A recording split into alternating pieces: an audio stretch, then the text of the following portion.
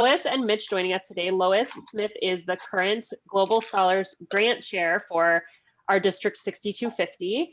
And she follows on the heels of Lynn Kenny, who used to be the Global Scholars Grant Chair for our district.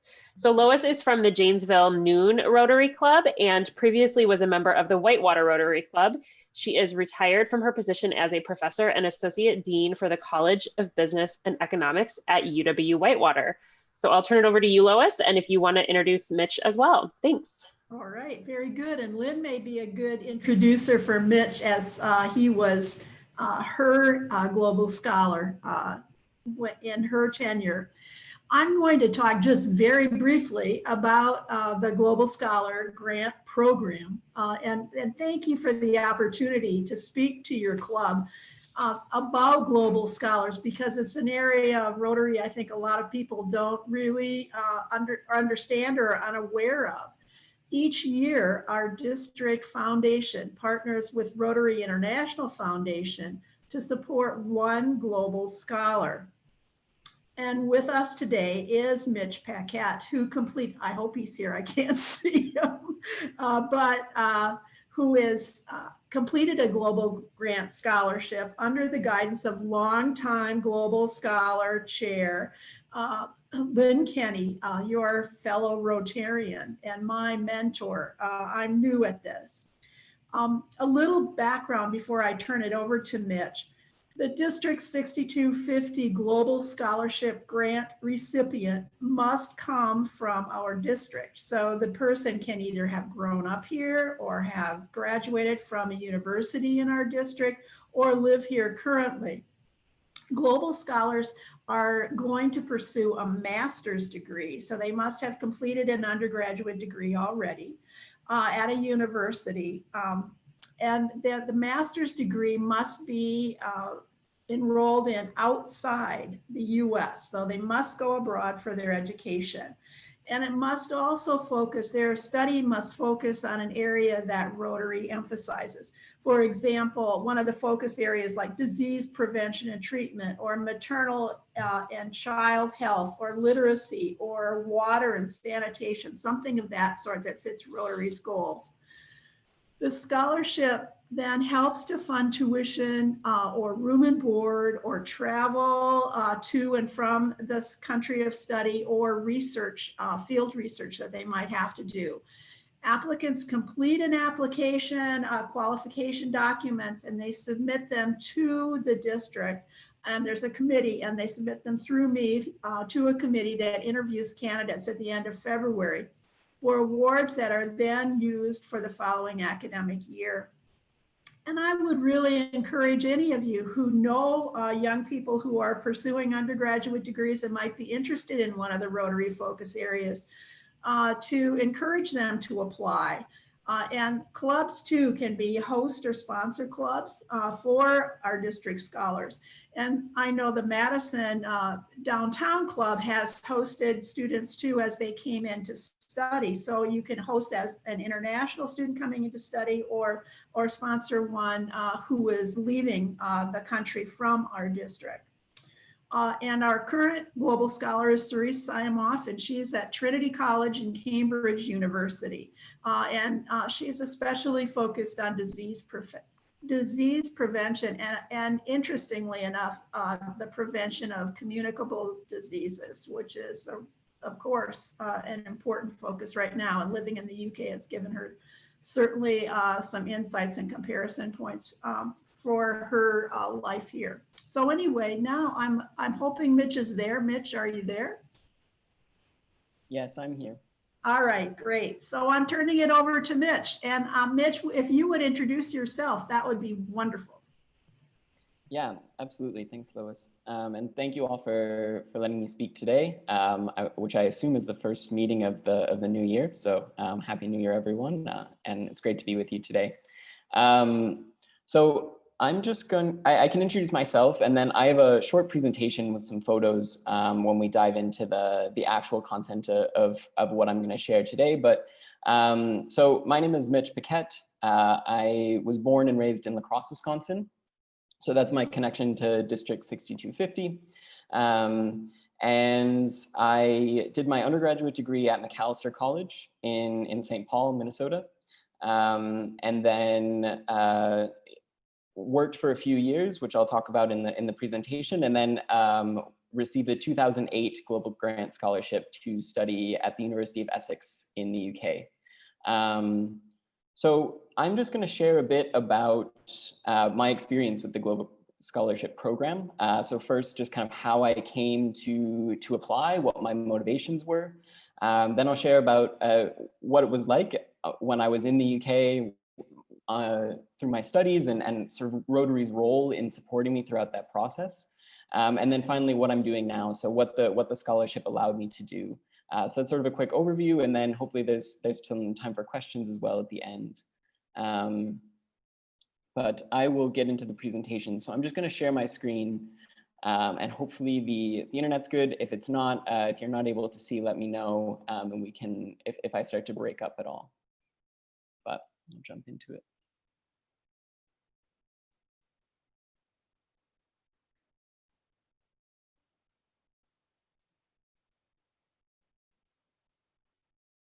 All right, is everyone able to see the presentation? Okay, It looks great. Some nodding.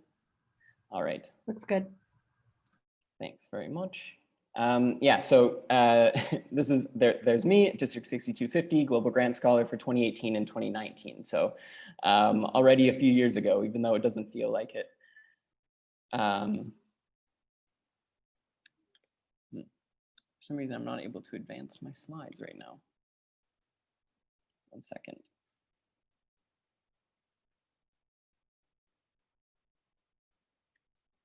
There we go.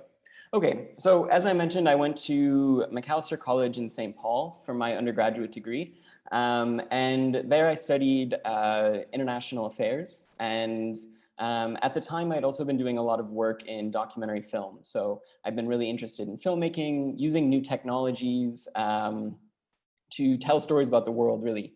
And so I ended up finding quite an ideal role for myself immediately after I graduated from my undergraduate university, working for an organization based out of New York called the New Media Advocacy Project. And our goal was to use emerging storytelling technologies, new media, as it says in the title of the organization, in combination with grassroots organizations and advocacy, in order to advance human rights campaigns and empower individuals to sort of understand their rights and then give them the tools to fight those battles, whether it's a legal battle or a lobbying effort. So I worked for this organization for 2 years. I started as an intern, and then I was hired on after 6 months in a full-time role. And it was a great experience. I mean, I was working on a lot of different projects. The photo on the left you see is a project that we worked on all across the globe, creating documentary films about strategies that various grassroots communities used to defend their rights when large-scale mining projects came into their areas. So how to make sure that their rights were protected when industrial mining came and started changing their lives and livelihoods. And we would create these films, and then we would go from community to community and screen them in person, which is what you see in that photo there, to educate people on the strategies that they could use to defend their rights and make sure that they could advocate for themselves effectively. The photo on the right is a campaign that we had in Pakistan around the death penalty. And this is a screenshot from a short film that we produced, and which actually was entered into the Pakistan International Film Festival. So these are some of the projects that we're working on, very human rights focused, quite interesting work that spanned geographies and issues, and it was a great place to be. However, after a few years there, I started to realize that I wasn't so much interested in the media production. I had gained a lot of experience working with legal organizations and researchers who were documenting these things and working on human rights issues directly on the ground. And that was really something that I wanted to move into. Unfortunately, I didn't have the education levels needed to sort of take that next step. and move from this job into something that I thought would be more suited to my interests at the time. So it was around this time that I started looking into ways that I could finance further education. I was living in New York, working an entry-level job. I didn't have a lot of means to take that next step on my own. So I came across the Rotary Grant Scholarship from a friend who had received it previously, told me about the scholarship opportunity. I got in touch with the local club in La Crosse, Wisconsin, and started working with Lynn to go through the Global Grant Scholarship process. So essentially what this entailed was thinking carefully about what it was that I actually wanted to do with these resources from Rotary and what I would pursue as far as higher education, and to choose an issue area that suited what those interests were. So I eventually chose the peace and conflict prevention and resolution issue area. And then I had to write a series of essays describing in quite a lot of detail how what I wanted to do fit into this area of focus for Rotary, what my goals were, what my aspirations were, and really why I wanted to take this next step, and what I hoped it would bring for me and what I want to do in the world. And then, so once I went through the essay writing portion, there was an interview where I spoke with I think 3 or 4 different Rotarians, a selection committee, and eventually was chosen to receive the 2018 Global Grant Scholarship for District 6250. So as I mentioned, I went to the University of Essex in the UK. I'll talk about why I specifically chose that program in a minute. But to start off, I just wanted to, once I received the global grant, that Rotary's involvement continued to be a very strong role within my experience pursuing this this master's degree. So when I arrived in the UK, there was a link weekend, they called it, for all of the Rotary scholars that were studying in the UK, or in Great Britain and Ireland. So you can see all of us here. It's quite a large number. Most of the people that were in the link weekend tended to be either from the US, or there were a lot of students also from Japan. But the US did seem to have sort of the greatest number of scholars who were studying in the UK. So it was a great opportunity to not only meet Rotarians who could, be a welcoming face and presence when I entered a new country for the first time, but it was also a great opportunity to network with other global grant scholars, sort of have a social base and a social network right off the bat. So it was a great way to be introduced to this experience.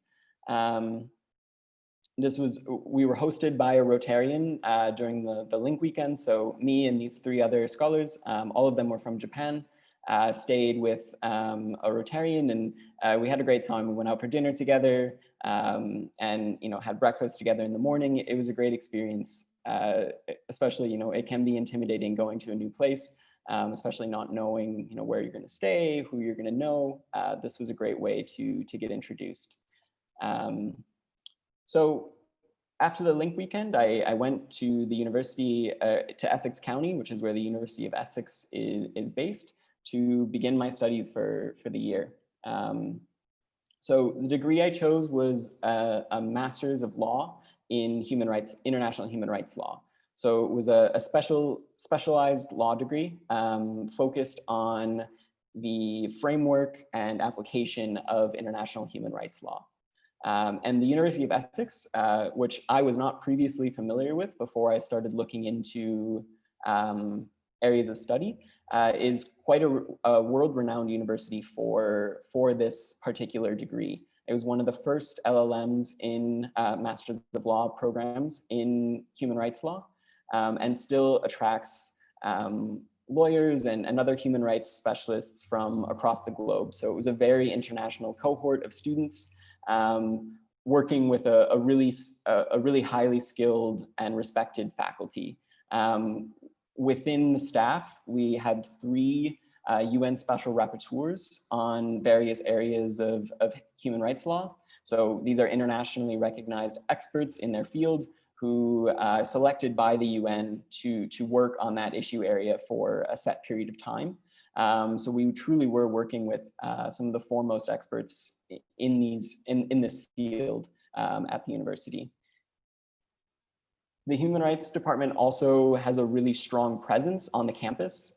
Every year for the anniversary of the signing of the UN Declaration of Human Rights, they chalk every article of the Declaration of Human Rights onto the steps of the main square in the school. And it's sort of a time where all of the students come together and work on this project in collaboration. And because it's such an international cohort, each person writes each article in their local language from the country that they come from. So it's quite an interesting experience. And then the other thing, so the University of Essex is based in Colchester, but it's where I lived was a small little fishing village called Wivenhoe. So this is a photo of the shore along the river where I lived. So it was quite a small, very cozy environment to spend a year of intensive study. So it was a beautiful place to be. Definitely not the hustle bustle of London, but it was good for me. So at the university, there were also a lot of opportunities to take advantage of resources that the university had to set ourselves up for what we wanted to do in the future. It was a very practice-oriented program. So each week there would be guest speakers who would come. Usually they were practitioners from various NGOs or from the UN or for various government agencies, and they would come and give a presentation every week that was open to all students to attend. So this is something that I was every Wednesday afternoon. I would go and in addition to my courses, listen to a guest speaker. And it was a great opportunity to sort of get your feet in the door with some of these different organizations and individuals who were working in the field. I also worked with a professor of mine to organize a workshop on investigations of international humanitarian law, so the laws of armed conflict. And this was with, there were over 40 participants, and it was hosted at the International Secretariat of Amnesty International in London. And the attendees were academics, UN experts, other NGO, members of NGOs. So it was another great opportunity to sort of not only have some practical work experience to add to my resume, but also to meet and network with people who are working in the field. Additionally, while I was there, I worked with a professor to create a podcast for the Human Rights Center at the University of Essex, which is still running today. I no longer work on it, but we sort of created it together, and then he carried it forward with future students. So a bit of a long-lasting project there, hopefully, for the university. And a way to apply some of my media skills that I'd had from previous work. And then finally, the other opportunity that I took advantage of while I was at Essex was the Digital Verification Unit, which was a project through the Human Rights Center Clinic at the University of Essex, in partnership with Amnesty International. There were around 15 students from my program that took part in this project. And it's a bit of a confusing name, maybe, the Digital Verification Unit. But basically what we were doing is, in collaboration with Amnesty International, looking at video and photos documenting human rights violations that were posted on social media. So Amnesty is really interested in looking at ways that they can use social media and the different ways that information is distributed nowadays to improve and enhance their ability to document human rights abuses globally. So what we did was to gather material from these various online sources, to verify it and analyze it to make sure that it wasn't sort of misleading information, that it was, could be verified, could be authenticated. So we use technologies like satellite imagery and other software to analyze video footage posted online and to integrate that directly into Amnesty International's findings.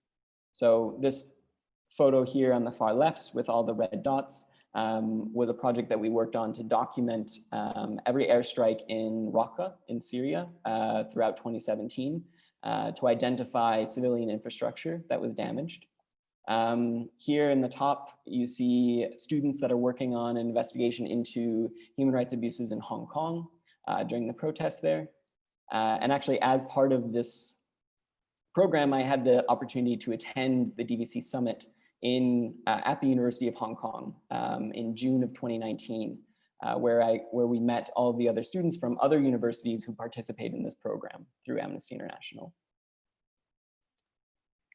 And so that kind of brings me into where I am now, because it's directly related to that experience that I took advantage of while at the University of Essex, made possible by the funding through Rotary International, which is now I work for Amnesty International. I started the summer after I graduated, I started working for Sam Dubberly, who's here in this photo. He's the manager of the Digital Verification Corps at Amnesty International. So I am now a researcher there, as well as the coordinator of this entire program, basically, the Digital Verification Corps, which is 7 universities now. We just added a 7th university partner in Mexico City.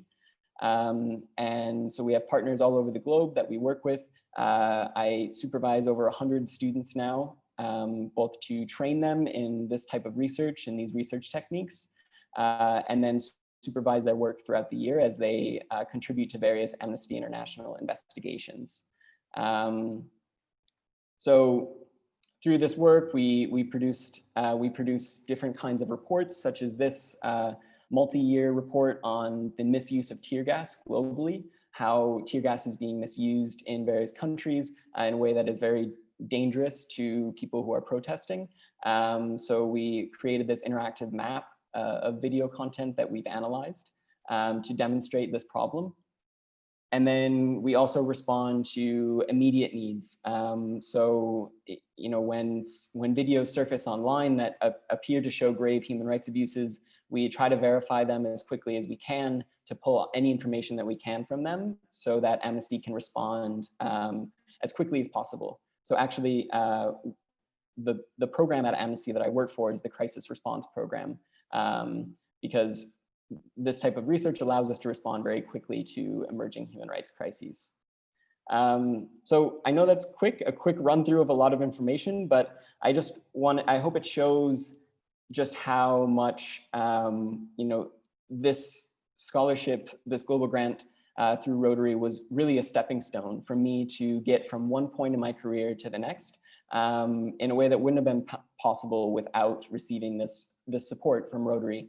And so, you know, as much as I can continue to give back and to contribute to this program succeeding in the future and more scholars taking advantage of it, that's a great thing to be able to see. So I'll leave it there and then take any questions that you might have.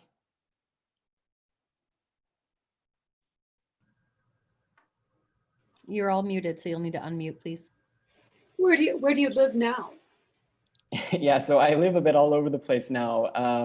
I was living in the UK up until March of last year, when I, for various reasons, ended up moving back to the US. And then I'm actually now in Mexico. I've been here for about 3 months. So I'm here and probably will be here for a little longer. So that's where I'm based now.